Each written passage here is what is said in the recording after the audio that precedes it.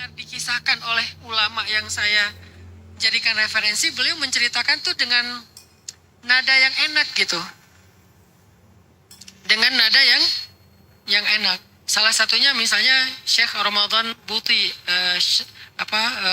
semoga Allah memberikannya pahala syahid, yang mendapatkan ujian ketika beliau lagi ngajar tafsir kan, kepala beliau ditembak ya. Itu awal terjadi Arab Spring kan di Suriah. Ketika diceritakan oleh Syekh Ramadan Buti atau Syekh para ulama-ulama yang lain, itu saya mendengar kok kisahnya tuh kayak sahabat itu orangnya tuh akrab banget, terus perhatian banget, bukan yang gini-gini. Jadi nggak, ya Hanzalah, kenapa kamu? Nggak gitu sih nadanya. Dia nadanya, kaifa anta ya Hanzalah, kamu kenapa Hanzalah? Nah ini pelajarannya adalah peduli sama teman. Jadi kita jangan pas lagi ada maunya doang kita baru nyapa, tapi belajar menyapa sebagai bentuk kepedulian. Dan mempedulikan saudara kita bagian dari sunnah Nabi. Mempedulikan keadaan saudara kita, sahabat kita, minimal circle kita aja, itu bagian dari ukhuwah. Dan Allah suka dengan orang yang berukhuwah, orang yang saling mencintai di dunia, maka Allah juga akan mencintainya. Irham man fil ard yarhamuka man fis sama. Sayangi yang di bumi, engkau akan disayangi yang di langit. Dalam bahasa perumpamaan. Maksudnya kalau kita saling berkasih sayang dengan sesama makhluk Allah, manusia, hewan, tumbuhan dan seterusnya, Allah juga sayang sama kita. Nah, Abu Bakar tuh orang yang orang yang sangat penyayang. Orang yang sangat penyayang. Sehingga nanya ke Hanzalah, kaifa anta ya Hanzalah? Terus Hanzalah karena yang nanyanya Abu Bakar dan kayaknya nyaman dalam bertanya, bisa curhat langsung. Kalau nanyanya nggak antusias kan pasti jawabnya nggak apa-apa kan gitu ya. Kamu kenapa sih? Nggak apa-apa. Kenapa jawabnya kayak gitu? Karena kita tahu nih orang juga nggak butuh. Kayaknya nggak serius-serius banget nanya kabar kita. Lo ngapain? Nggak ngapain gitu aja. Tapi kalau kamu ada masalah ya gitu. Kan berarti kita lagi siap ya untuk mendengar. Nah karena Hanzalah juga tahu Abu Bakar siap mendengar, akhirnya Hanzalah curhat. Nafaqah Hanzalah. Hanzalah itu udah munafik, wahai Abu Bakar. Loh, subhanallah. Madza taqul? Kamu maksudnya apa kok ngomong kayak gitu, kata Abu Bakar. Ya, karena kalau aku gini.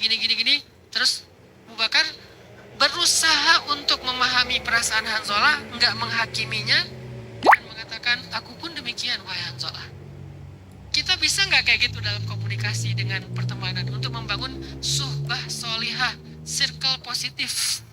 Jadi pas di grup, di sosmed, kita tuh berempati sama orang. Jangan selalu merasa paling sempurna, paling ideal, paling keren, paling soleh sendiri. Karena Abu Bakar lebih berhak merasa kayak gitu daripada kita. Abu Bakar lebih berhak merasa kayak gitu. Karena di antara umat Islam gak ada lagi yang lebih baik daripada Abu Bakar kan. Selain Nabi dan keluarganya. Ada Sayyidah Aisyah, ada ya. Tapi Abu Bakar tuh kalau ditimbang tuh kan imannya lebih daripada umat Islam gitu.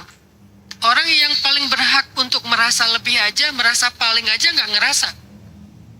Bukan basa-basi, emang gak ngerasa gitu. Emang gak ngerasa. Buktinya Umar tuh pernah menangis gitu, dan kemudian nanya kepada Huzaifah ibnu Yaman, ya Huzaifah, kamu tuh kan hafal nama-nama orang munafik ya, coba kira-kira ada nggak nama aku di antara list nama-nama orang munafik itu? Kata Huzaifah, nggak ada wahai Amirul Muminin. Akhirnya dia tenang. Mereka tuh emang benar-benar nggak ngerasa. Kalau kita kan baru beramal sedikit, baru hijrah sehari 2 hari kan udah ngerasa paling ya. Mereka kan enggak, udah sesoleh itu dijamin masuk surga. Coba dijamin loh, 1 dari 10 orang yang dijamin masuk surga. Nomor 1-nya Abu Bakar. Belum lagi nanti hadis-hadis keutamaan Abu Bakar yang sangat banyak. Rasul sendiri yang ngomong. Abu Bakar langsung dengar dari Rasul, bukan riwayat an tiba-tiba keputus, enggak, langsung dengar. Ini informasi itu langsung akurat gitu. Tapi enggak merasa tuh. Coba bayangin orang dari jamin masuk surga dari lisan Nabi, orang yang udah banyak berkorban untuk Islam dari sejak awal dakwah, orang yang ibadahnya luar biasa, ketika ada temannya curhat bilang saya tuh udah munafik, oh saya juga sama Hanzalah, kita sama, bisa sehampel itu, coba bayangin. Masih adakah sifat humble kayak gini dari generasi muslim, dari anak-anak muda Islam yang sudah hijrah? Atau justru kita langsung membuang sifat humble-nya sahabat, tiba-tiba jadi arogan? Hanya dengan sehari, 2 hari, sebulan, 2 bulan kita belajar agama? Sejak kapan kita menjadi lebih daripada orang lain? Dan don't judge the book by its cover kan? Seringkali kita ngelihat orang tuh biasa aja, padahal dia seorang ahli sariroh. Apa itu sariroh? Ibadah rahasia. Yang kita lihat dia penampilannya biasa, ternyata dia punya ibadah rahasia yang kita nggak pernah tahu. Makanya belajar dari Abu Bakar, oh ternyata membangun circle positif itu, bahasa Arabnya suhbah solihah, bi'ah solihah, itu memang harus punya humble, harus punya sifat rahmah. Rahmatan lil alamin itu sifat rahmah artinya. Lil alamin artinya ke siapa aja, kita rahmah gitu. Makanya kemarin pas kita bahas di kebun, mungkin teman-teman banyak yang nggak datang ya, fikih berkurban. Ternyata para ulama, jumhur, mayoritas ulama berpendapat hewan kurban itu boleh loh diberikan kepada non-muslim. Hewan kurban itu, daging hewan kurban itu boleh diberikan kepada non-muslim. Kecuali hewan kurban yang wajib, kayak kurban karena nazar, kurban karena ta'yin. Ta'yin itu udah, hewannya udah sejak awal dibeli itu udah dibilang ini akan saya pakai buat kurban. Nah itu nggak boleh dibagi ke non muslim. Tapi kalau hewan kurban yang bukan nazar, yaitu ibadah sunnah, itu jumhur ulama, mayoritas ulama berpendapat boleh dikasih kepada non muslim.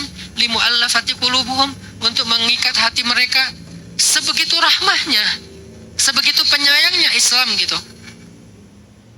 Apalagi hewan kurban yang diberikan pemerintah dari Baitul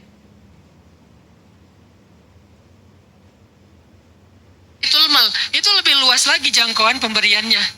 Malah boleh dijual hasil dagingnya. Jadi kalau kita dapat hewan kurban dari wali kota misalnya ya, itu dagingnya boleh dijual loh. Tapi kalau dari sesama kita nggak boleh dijual, kecuali fakir miskin boleh menjualnya. Sebegitu leluasanya Islam memikirkan kemaslahatan.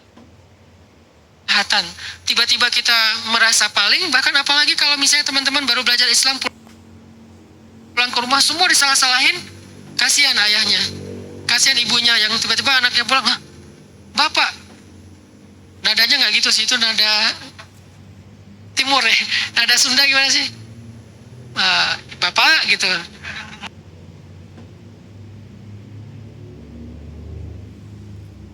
Betul tidak? Nada agim. Ya gitu deh. Mah gitu. Mama kenapa gini? Mama nggak pakai jilbab. Mama neraka. Iya nggak pakai jilbab itu salah. Cuman cara menyampaikannya bukan dengan arogan kita udah pasti benar. Dengan kasih sayang. Dengan kasih sayang suami ke istri, orang tua ke anak, apalagi anak ke orang tua, sahabat ke sahabat. Memang kita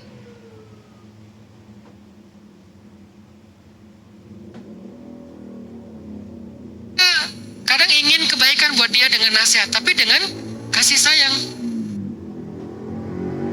Watawasau bil haqqi watawasau bil marhamah. Jadi untuk menjaga rahmahnya, menjaga kasih sayang diantaranya, selain watawasau bis sabr. Akhirnya Abu Bakar bilang, aku juga sama wahai Hanzalah. Yaudah yuk kita tanya ke Rasul. Berangkatlah ke Rasul, Rasul ngasih nasihat yang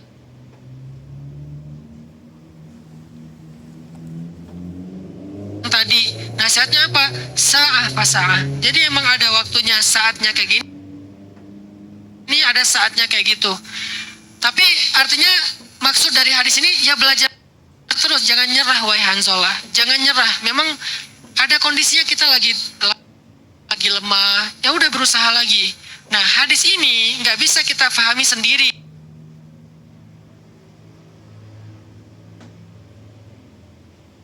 Harus kita kaitkan dengan ayat dan hadis yang lain supaya terbangun persepsi yang utuh tentang maksud Rasulullah Shallallahu Alaihi Wasallam. Di dalam surat At-Taubah ayat 119 kita pernah bahas ini juga. Allah Subhanahu Wa Taala berfirman, Ya ayyuhalladzina amanu taqullah wa kunu ma'as shadiqin. Itu nanti di rumah saya kasih challenge ya teman-teman, tolong baca tafsir dan asbabun nuzul dari ayat ini. Itu ceritanya indah banget tentang Ka'ab bin Malik. 3 orang yang apa? Yang di istilah kita tuh dikucilkan oleh Nabi selama 50 hari. Kalau ibarat sosial media itu di unfollow, kemudian bahkan di blok. Kan ini berat banget kalau udah di blok ya. Pernah di blok gak sih? Kalau nggak pernah berarti baik banget. Kadang kita di blok oleh orang yang terdekat kita, rasanya gimana? Pernah nggak di blok sama istri? Ya nggak ada, Ustadz. Orang masih sendiri. Oke. Di blok oleh sahabat, pernah nggak? Rasanya gimana? Berat banget kan? Apalagi ini di blok sama Rasul. Arti di blok di sini Rasulullah nggak mau ketemu. Rasulullah nggak mau ketemu, nggak mau ngobrol, nggak mau berpapasan, nggak mau bareng dalam sholat berjamaah. Kan itu lebih berat daripada di blok. Di blok cuma sosial media doang. Itu ada di dalam kisah ayat ini. Nanti baca aja sendiri di rumah karena nggak berkaitan dengan apa yang kita bahas. Tapi intinya di ayat ini Allah lagi ngasih kita 2 perintah. Perintah pertama adalah ittaqullah. Bertakwalah kepada Allah. Bertakwalah itu artinya menjalani perintah, meninggalkan larangan. Sesederhana itu sih bertakwa. Menjalankan perintah Allah, meninggalkan larangan Allah. Gimana caranya biar kita bisa bertakwa kepada Allah? Seringkali kita nggak mampu, pengen tapi nggak mampu. Pengen udah dilakuin tapi nggak istiqomah. Sehari bertakwa, sebulan durhaka gitu ya. Sehari taat, sebulan maksiat misalnya. Kita susah banget pengen istiqomah, dawam dalam ketakwaan. Gimana caranya? Allah kasih perintah yang kedua. Kunu ma'as-shadiqin. Sertailah orang yang benar. Sertailah orang yang benar. Ayat ini meminta kita untuk mencari support system dalam ketakwaan. Karena kita nggak bisa takwa sendiri. Kita harus berjamaah. Berjamaah itu artinya punya circle. Berjamaah itu bukan sekedar punya organisasi ya. Kalau diterjemahkan jamaah itu organisasi agak berat sih. Tapi minimal punya circle, punya pertemanan. Walaupun kita nggak punya nama geng, nggak punya nama organisasi, tapi pertemanan, circle aja, berjamaah. Itu penting dalam menjalankan ketakwaan. Nggak bisa kita sendiri. Apalagi kalau kita sering sendiri, malah kita lebih dekatnya kepada waswasus syaitan. Karena kalau kita sendiri itu kita lemah. Gampang sekali digoda sama syaitan. Sehingga perintah Allah selain bertakwa, kalau kalian pengen jadi orang yang bertakwa, kalian pengen dijabat tangan sama malaikat, kalian pengen jadi orang yang circle yang kedudukannya tinggi di mata Allah, caranya paling praktis itu adalah kunu ma'as-shadiqin. Cari circle yang support system. Apa yang kalian butuhin untuk disupport? Pengen sholat berjamaah, cari yang bisa support kalian dalam sholat jamaah. Pengen rajin ngaji, cari yang support kalian untuk supaya rajin ngaji. Pengen jadi orang yang lebih produktif, cari yang bisa support kalian lebih produktif. Karena almar'u ala dini khalili, seseorang itu sangat tergantung kondisi keimanan khalil. Khalil itu orang terdekatnya, sangat terpengaruh. Jangan bilang bahwa kita tuh orangnya nggak mudah terpengaruh. Kita tuh semuanya terpengaruh karena itu udah sunatullah, udah fitrah kita sebagai manusia itu yuhawwidanihi, yumajjisanihi, yunassiranihi, memang terpengaruh. Sehingga karena kita sadar diri orang yang gampang terpengaruh, carilah yang bisa mempengaruhi kita kepada yang positif. Kalau kita sebagai orang tua, carikanlah untuk keluarga kita, anak-anak kita yang bisa mempengaruhi dia kepada yang positif. Caranya kunu ma'as-shadiqin. Jadilah orang yang tumbuh bersama orang-orang yang benar, orang yang solih. Ini ayatnya. Nah, suatu hari teman-teman, ada seorang sahabat bertanya kepada Rasulullah Shallallahu Alaihi Wasallam, "Mata sa'ah?" Ya Rasul, kapan itu kiamat? Kemudian Nabi nanya balik, "Wa madza a'adatta laha?" Apa yang udah kamu siapin buat kiamat? Karena dia nanya kapan kiamat kan? Terus Nabi nggak menjawab kapan, karena pertanyaan itu salah, sehingga tidak ada jawaban yang benar. Wa yaquluna mata hadzal wa'du in kuntum shadiqin qul innamal ilmu indallah. Jadi itu pertanyaan yang salah sehingga tidak ada jawaban yang benar. Kan kita nggak ada yang tahu kapan kiamat. Yang tahu cuma Allah. Maka Nabi menjawab dengan kalimat yang lebih bijak. Mata sa'ah? Ya Rasul, kapan ya kiamat? Dia bukan mau ngetes Nabi. Dia bukan mau usil. Tapi dia benar-benar emang nanya karena nggak ngerti. Mata sa'ah ya Rasulullah. Rasul, kapan kiamat? Kata Nabi, wa madza a'adatta laha. Emang kamu udah siapin apa buat kiamat? Karena kiamat itu kan artinya kita kembali kepada Allah kan. Ada padang mahsyar, ada hisab, ada sirat, dan seterusnya. Apa yang kamu udah siapin buat kiamat? Kalau emang kamu nanti terjadi kiamat. Kata dia, la syai. Saya nggak nyiapin apa-apa ya Rasul. Ini tapi yang jawab sahabat ya. Nggak nyiapinnya versi mereka tuh udah paling soleh menurut kita kayaknya. Tapi dia ngerasa, la syai. Saya nggak nyiapin apa-apa ya Rasulullah. Illa anni uhibbullah wa rasulah. Cuman saya sangat mencintai Allah dan Rasulnya. Jadi dia nggak punya amalan kayak Bilal misalnya sholat syukur wudhu, kemudian Ali nggak pernah ninggalin tahajud, sahabat siapa yang zikirnya luar biasa, Abdullah ibnu Zubair yang sholat duhanya sampai hinggap merpati, kan semua sahabat itu punya amalan-amalan hebat ya. Nah dia, la syai, saya nggak punya apa-apa ya Rasulullah yang istimewa, illa kecuali saya tuh sangat mencintai Allah dan mencintai Rasul. Maka Rasulullah SAW bersabda, anta ma'a man ahbabta, kamu bersama siapa yang kamu cintai nanti di hari kiamat. Apa pelajarannya di sini? Kenapa para ulama membawa hadis ini dalam menjelaskan hadis yang pertama tadi? Atau ayat yang di surat At-Taubah? Apa maksudnya? Kata para ulama maksudnya, kalau kita mau benar, kita tuh emang harus mencintai orang yang benar. Awalnya mencintai orang yang benar. Kalau kita mau soleh, kita emang harus belajar mencintai orang soleh. Jadi hadis ini bukan hanya tentang sekedar nanti di akhirat kita akan ketemu orangnya. Ya, karena orang soleh itu nanti akan memberi syafaat kepada kita. Setelah syafaat yang tertinggi yaitu syafaat Rasul. Kan ada kisah nanti orang soleh itu akan mencari sahabatnya di dunia, ketika dia udah masuk surga nggak menemukan sahabatnya di surga. Lalu dia nanya ke Allah, ya Rabbi, di mana sahabat saya? Saya mencintainya karena engkau ketika di dunia. Kata Allah, dia di neraka. Atau dia di padang mahsyar, lagi dihisap. Kemudian dia bilang, ya Allah, saya ingin memberikan dia pertolongan. Bolehkah saya menolong dia? Kata Allah, coba cari, tolonglah dia. Akhirnya dia dikeluarkan dari api neraka. Dari api neraka loh. Akhirnya dia dimudahkan hisapnya, yang lagi kesulitan dihisap. Oleh siapa?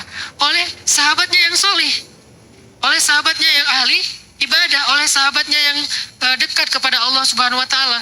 Makanya engkau bersama siapa yang engkau cintai. Itu benar, memang nanti penting punya orang yang kita cintai karena kesolehannya itu penting, dan kita dicintai oleh dia juga. Jangan mencintai dari cinta dalam diam ya.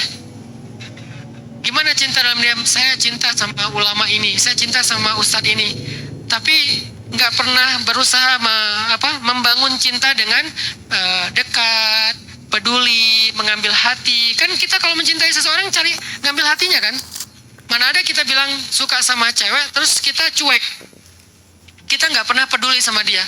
Yang nama cinta itu ya kita tunjukkan. Nah ternyata dalam hadis ini Nabi nyuruh kita untuk mencintai orang soleh. Kenapa kok mencintai orang soleh? Selain di akhirat kita akan bersama dengan dia, di dunia pun kita akan meniru dia, ngikutin dia, terpengaruh oleh dia. Sehingga karena kita terpengaruh oleh dia dalam kesolehan, pengaruh itu yang akan membawa kita bersama dengan dia kelak di akhirat. Pertanyaannya sekarang, apakah kita punya list orang soleh yang kita cintai karena Allah? Cintai ya, karena kalimatnya ma'aman ahbabtah, bukan sekedar ma'aman tusahibuhu, bersama orang yang engkau menemaninya, bukan. Tapi ahbabta, yang engkau memang mencintainya. Ada nggak orang yang kita cintai karena kesolehan? Kalau orangnya udah wafat, bagaimana kalau orangnya sudah wafat? Kalau orangnya sudah wafat, maka kita doakan dia. Kalau orangnya masih hidup, ya kita berbuat baik kepadanya. Selain orang-orang yang kita cintai karena Allah udah wafat, kayak para imam mazhab, Imam Syafi'i, Imam Hasan Al-Basri, Imam Abu Hasan Sya'rawi dan seterusnya. Jadi kita Imam Abu Hasan Al-Asy'ari dan seterusnya, kita mencintai mereka karena Allah, tapi kan kita nggak bisa berbuat baik ya. Nah gimana caranya? Cari orang yang bukan orang sempurna, bukan orang yang perfect, tapi orang yang menurut kita lebih daripada kita. Cintai orang itu. Kalau bisa lebih dari satu. Maka sibukkanlah diri kita dalam mencintai mereka. Selain mencintai orang tua, mencintai pasangan, itu udah nggak usah didebat lah. Kalau gitu, nanti kita jadi mendua Ustadz. Enggak, beda. Mencintai pasangan dengan caranya, mencintai orang tua dengan caranya, mencintai orang soleh dengan caranya. Tapi emang kita mencintai itu, mencintai pasangan ada ibadahnya, mencintai orang tua apalagi, mencintai orang soleh juga ada fadilahnya. Dan hadis ini muttafaqun alaih. Hadis Bukhari dan Muslim. Artinya emang, berarti di akhirat itu kita tuh akan bareng dengan orang yang kita cintai. Kalau kita saking mencintainya sampai rela war tiket,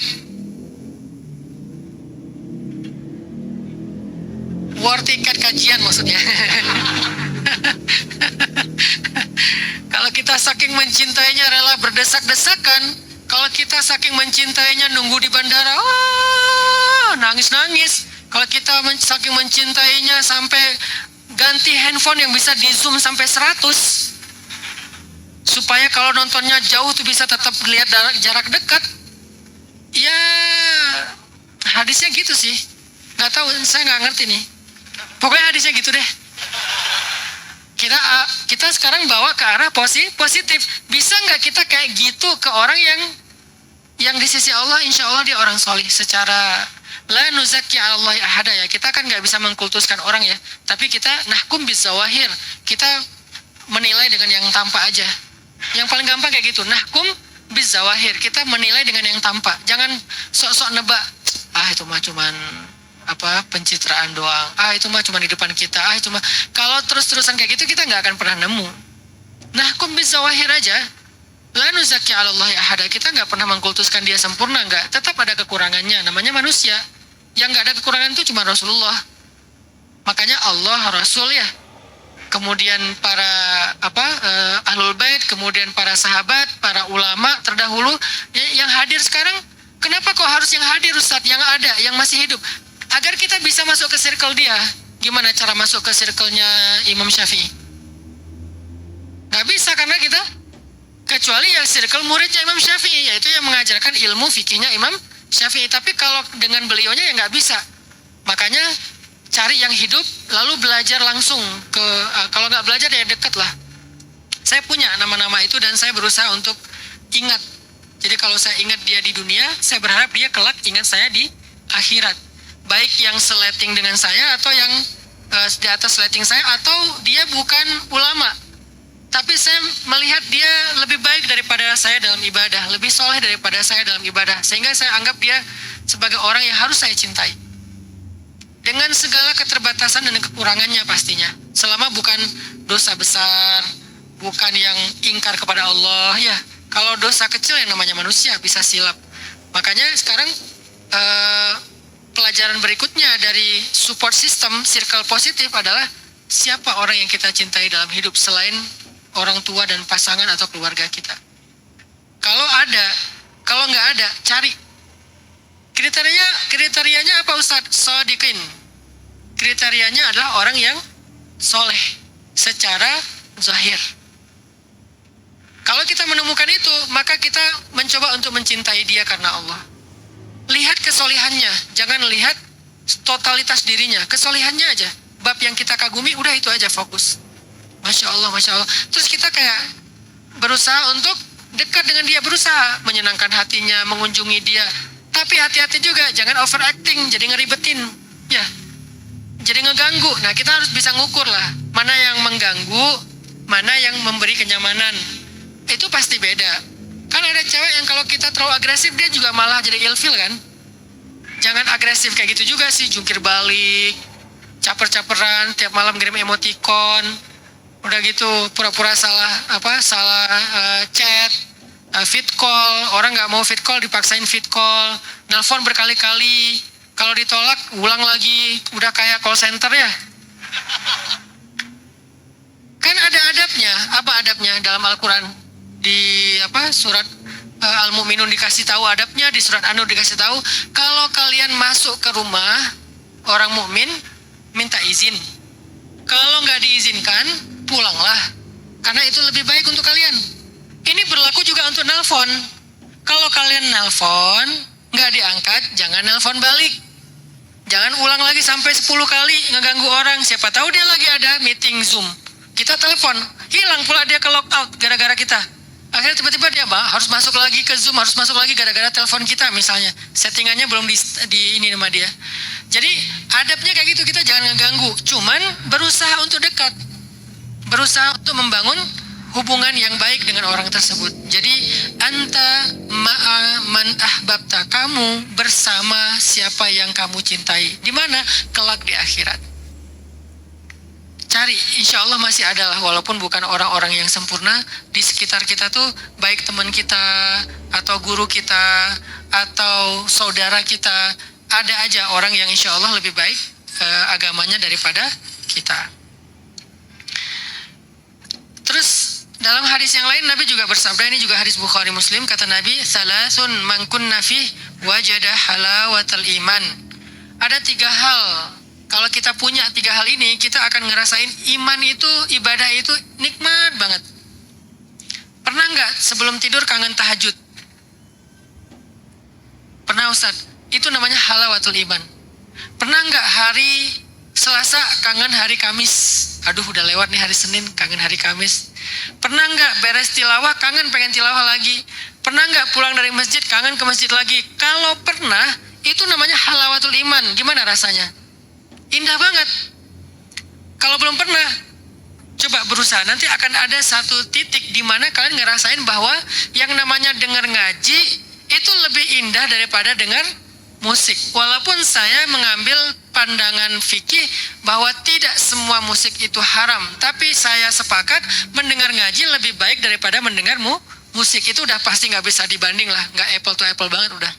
Gimana sih mendengar ngaji sama dengan musik? Nggak sama, lebih baik. Kecuali yang ngajinya salah-salah ya.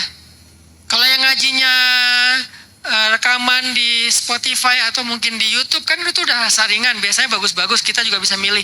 Itu pasti lebih baik. Nah kalau kita pernah ngerasain mendengar itu lebih indah daripada ini, berarti itu udah mulai dapat tuh halawatul iman. Nah gimana cara dapatin halawatul iman? Ada 3 kata Nabi. 1, ketika Allah dan Rasul lebih dicintai daripada selain keduanya.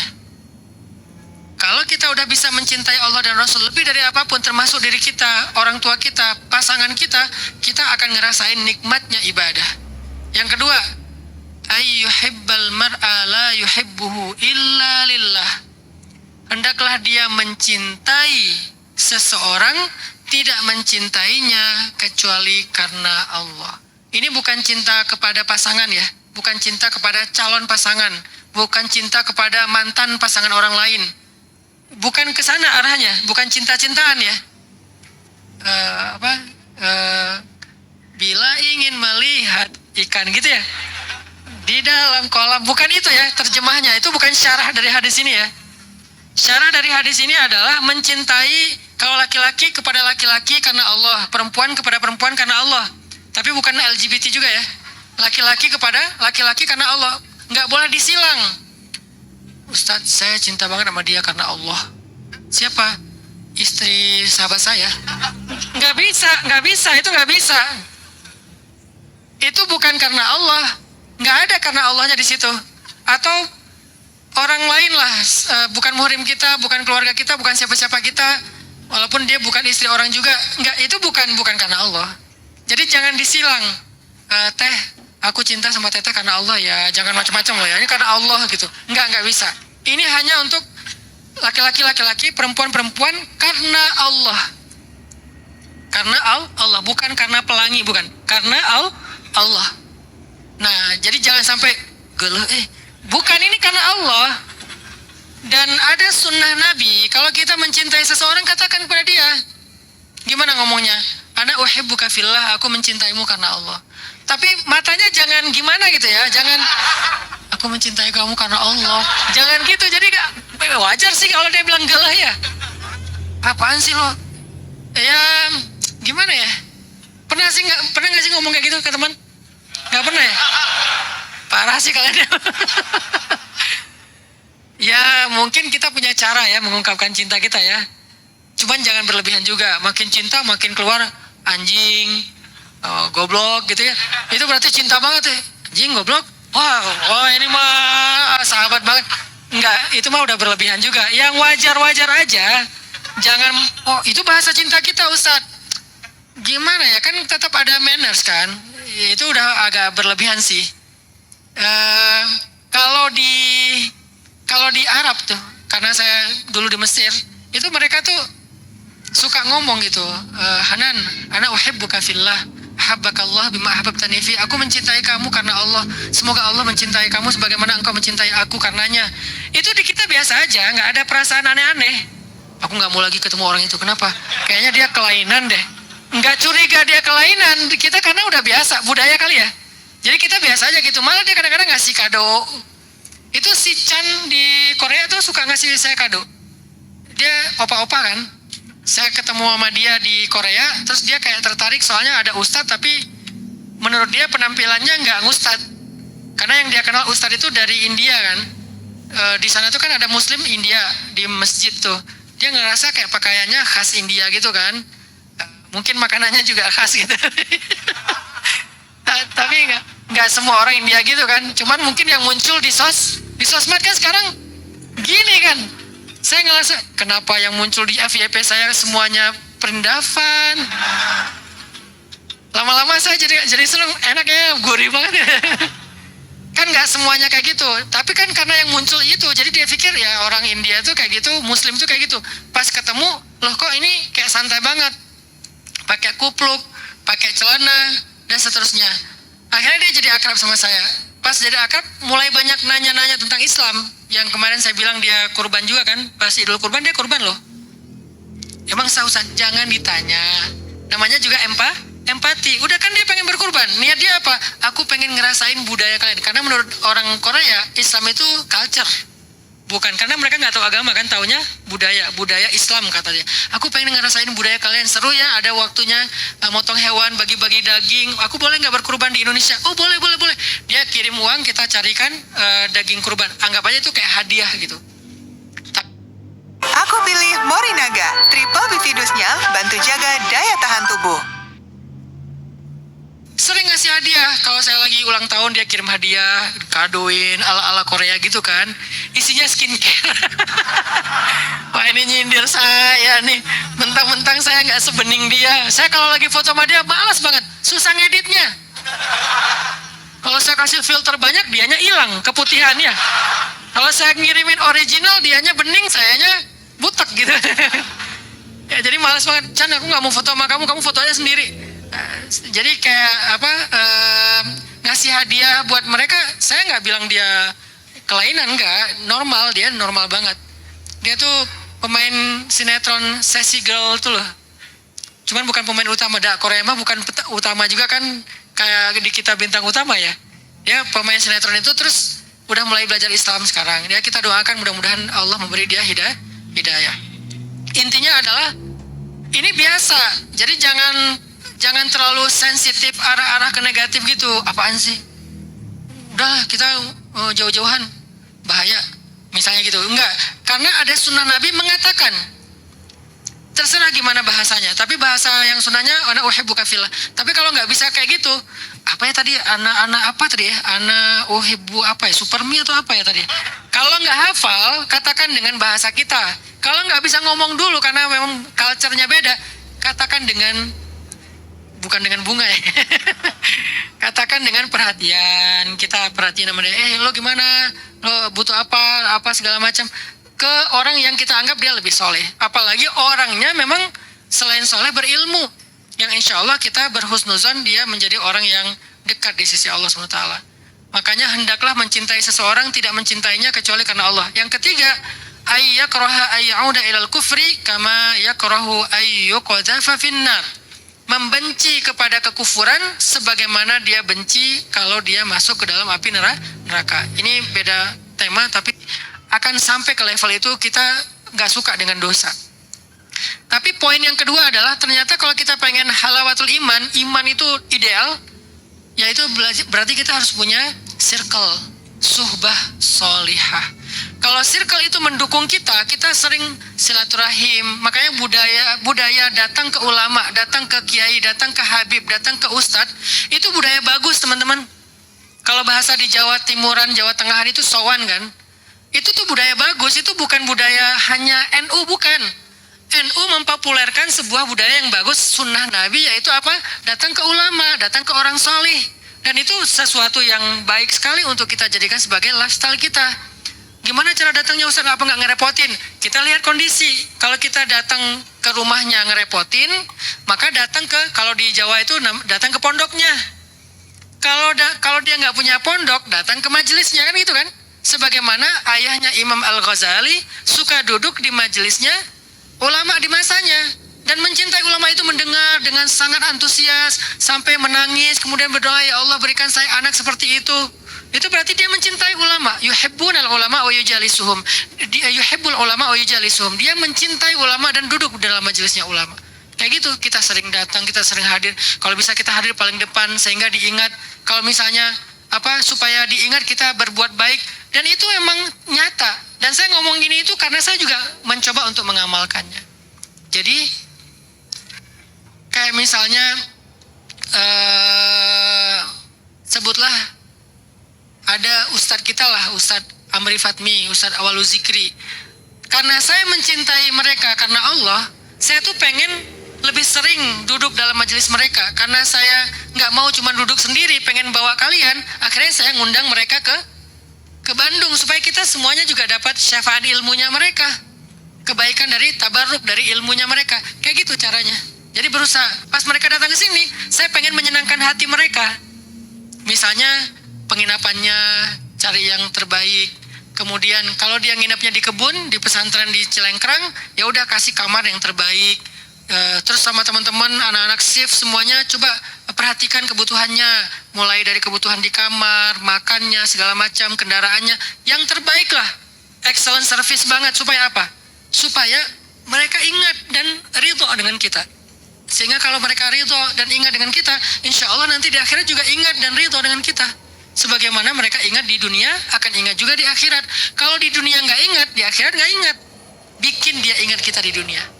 Si Fulan kemana ya? Kan Nabi suka nanya, Fulan kemana? Karena Nabi ingat dengan dia. Itu yang kita lakukan teman-teman. Mencari circle yang positif. Yang terakhir, kenapa saya bikin pesan _trend? Kenapa nggak bikin pondok pesantren? Pondok pesantren itu lembaga pendidikan formal untuk melahirkan calon-calon ulama. Itu udah keren banget. Tapi yang membutuhkan wadah untuk belajar itu bukan hanya para santri. Anak muda yang bukan santri juga butuh. Yang ngampus, yang SMA, yang sekolah umum, kan kita semuanya juga butuh kan, butuh wadah untuk belajar Islam, tapi yang nggak seberat pondok pesantren. Akhirnya saya bikinlah sebuah wadah pesan _trend, plesetan pesantren. Apa sih sebetulnya ini? Tempat nongkrong anak muda. Tujuan saya bikin pesantren yang di Cilengkrang itu supaya anak muda di Bandung dan sekitarnya punya circle positif dalam nongkrongnya. Makanya kita pengen konsepnya ada cafe, forest konsep, masjidnya, kafenya di sebelah masjid supaya kalau azan nggak jauh-jauh untuk ke masjid. Kemudian ada banyak fasilitas-fasilitas untuk entertain, hobi, dan seterusnya. Sehingga anak muda yang nongkrong di sana, dia tuh ketemunya dengan yang sefrekuensi otomatis. Dan itu terjadi sama pemuda hijrah. Akhirnya karena sefrekuensi, rata-rata tahun kemarin 2022, itu banyak banget anak shift yang nikah sesama anak shift. Karena udah sefrekuensi. Walaupun mungkin sebagiannya emang itu yang dicari.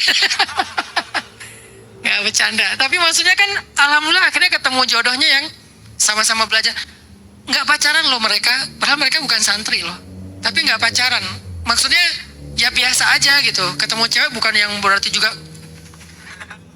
nggak sekaku itu juga sih. Ya biasa aja, cuman nggak pacaran, nggak berdua-duaan, nggak akrab-akrab, curi-curi apa, misalnya waktu dan segala macam, enggak. Tapi positif. Yang laki-lakinya main volley misalnya. Kenapa saya posting main volley? Bukan mau nunjukin jago, dan nggak jago sama sekali. Orang sering gini bolanya ke dalam jadi basket ya. Mau gini malah bolanya ke sini jadi main basket. bukan jagonya yang saya pengen tampilkan, tapi vibes-nya. Bahwa di sini tuh kita bisa nongkrong, bisa have fun bareng, kita bisa seru-seruan bareng, bisa berkuda bareng. Berkudanya pun yang saya tampilkan apa? Karena ada Alperen dari Turki aja kemarin kita agak serius nembak ya. Biasanya apa? Hujan-hujanan kan? Terus dangdutan tuh yang apa? Ida Lela tuh. Yang aku mencari itu ya. Gimana sih? Kan ada tuh. Terus yang saya berenang, apa yang ditampilkan? Jadi buaya kan, buaya darat. Buaya darat itu kan yang saya gendong air turun. Bukan jagonya karena saya nggak ada yang jago. Tapi vibes-nya, happy-nya, fun-nya, dan itu terbentuk di pesantren. Sehingga kalian bisa nongkrong, diskusinya nanti pelan-pelan akan mengarah kepada bicara tentang Allah, bicara tentang akhirat, bicara tentang surga. Itu nggak bisa sekaligus teman-teman. Emang awalnya kaku. Kebayang nggak kita lagi nongkrong, sesungguhnya Allah berfirman. Kan agak gimana ya di awal-awal ya. Pasti nggak nyaman kan, karena nggak biasa kan, kecuali ustadz ya. Kalau ustadz kita kan langsung gini, oh iya ustadz. Tapi kalau sesama kita, apa sih lo? Pelan-pelan.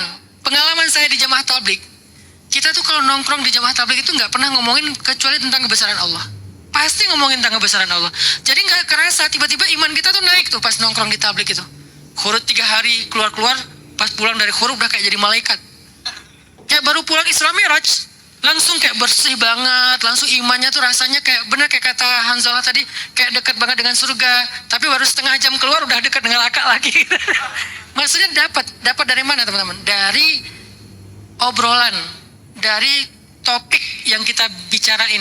Maka bangunlah tongkrongan kayak gitu. Jadi bangunlah circle yang positif di tempat yang nyaman, di tempat yang santai, bukan harus dikondisikan ke talim. Talim ini udah oke, tapi kan kita nggak selalu di talim. Bisa nggak kita di grup juga kayak gitu, di sosmed juga kayak gitu, di tempat nongkrong main juga gitu. Saya lagi, kalau masjid udah jadi, ini challenge saya memang membereskan masjid ya. Kalau masjid udah jadi, saya pengen bikin beberapa fasilitas anak muda yang lain selain volley.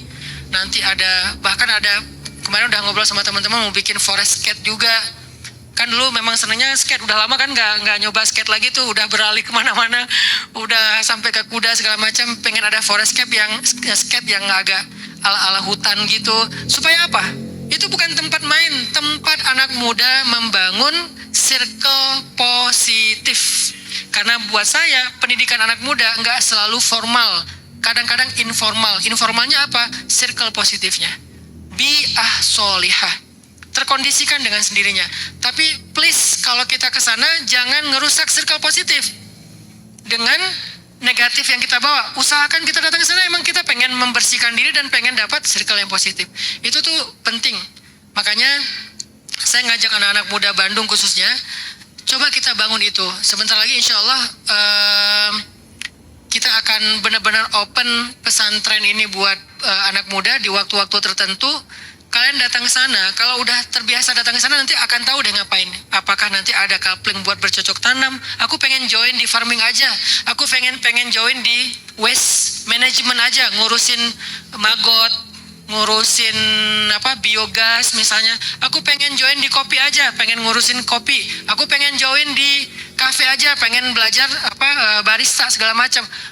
Sebanyak mungkin. Atau kalian punya potensi yang baik yang kalian pengen kontribusikan buat dakwah. Ustadz, saya punya ini, skill ini, boleh nggak saya sharing ke teman-teman di sana? Ya udah, sharing misalnya, saya punya skill desain grafis. Ya udah belajar desain grafis di sana sambil santai. Saya punya skill nulis. Ya udah ajarin yang lain buat nulis. Saya punya skill copywriting. Ya udah kan copywriting sekarang penting.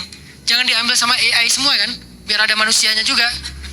Saya punya skill public speaking kayak Kak Buni. Kak Buni bikin kelas walaupun nggak formal loh di sana tentang public speaking. Dika salah satu santrinya Kak Buni. Jadi Dika itu adalah santrinya Kak Buni. Kalau ketemu Kak Buni, cium tangan Kak Buni sebagai santri. Baru halo, jadi cium tangan dulu. Adab santri gitu kan. Itu tuh ada di sana public speaking. Nanti mungkin barista atau apa. Walaupun kita masih jauh lah dari expert ya, sebisanya kita aja. Nah, itu yang saya maksud dengan circle bi'ah solihah. Kita bangun di Bandung. Kalau Uni udah jadi, insya Allah nanti akan jadi inspirasi buat kota-kota yang lain. Kan Bandung selalu jadi trendsetter kan. Ya udah kita trenin dulu, jangan sepi. Kalau ini udah ramai kayak TSM sebelum pandemi, akhirnya di semua kota kan anak muda nongkrong di masjid. Nanti anak muda nongkrong di sebuah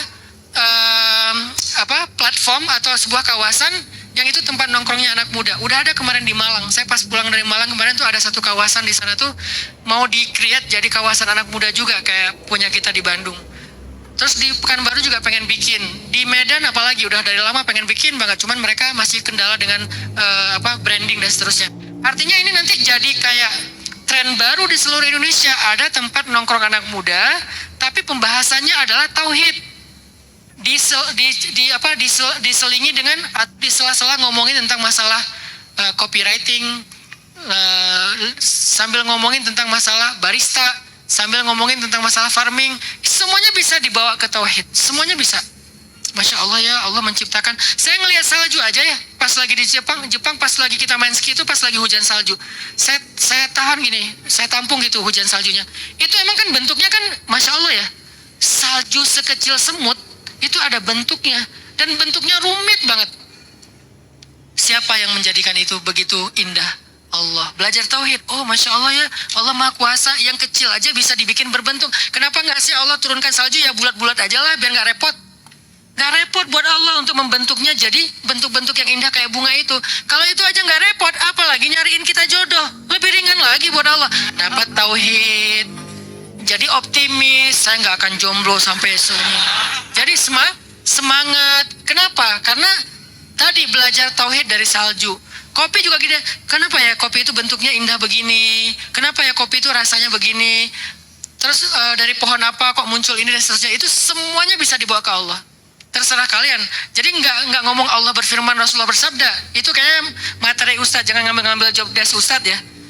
Kalian mah tafakur. Nah, topik tafakur. Coba topik tafakur ini dibawa dari angle kalian. Misalnya ahli apa? Public speaking.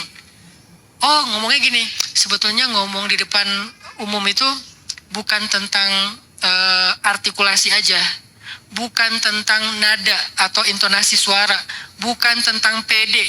Tapi nomor satunya adalah minta Allah yang melancarkan lisan kita. Rabbi syrah li sadri wa yassir li amri wahlul 'uqdatan min lisani yafqahu qawli. Dan itu buat saya pegangan saya banget tuh. Karena saya bukan seorang yang jago public speaking. Saya nggak bisa orasi. Satu-satunya yang saya andalkan kalau lagi mau sharing sama anak muda kayak gini, biar kalian berkenan di hati, adalah ya Allah mudahkan lisan saya. Saya nggak bisa ngomong, saya nggak tahu mau ngomong apa juga. Takutnya salah ngomong atau malah di hatinya nggak berkenan. Itu tauhid tuh. Akhirnya pas mau ngelamar cewek, Rabbi syrah li sadri wa yassir li amri wahlul 'uqdatam. Dari mana dapat? Dari kelas public speaking. Ternyata bawanya ke tauhid. Ngomongin apa lagi? Entertain, misalnya kayak olahraga. Ternyata olahraga itu kayak berkuda ya. Kalau berkuda itu tafakurnya banyak banget. Allah menundukkan hewan kuda ini untuk manusia. Kalau nggak ditundukkan kita nggak bisa loh berkuda. Ada yang mirip kuda tapi nggak ditundukkan, akhirnya nggak bisa ditunggangin. Siapa? Zebra. Ada yang pernah nembak panahan pakai zebra? Nggak ada, karena zebra tidak ditundukkan untuk manusia, sehingga nggak ada yang pacuan zebra. Nggak ada pacuan zebra, karena zebra nggak bisa ditunggangin, bakal ditendang tuh sama dia, kayak yang judul tadi, zebra ngamuk.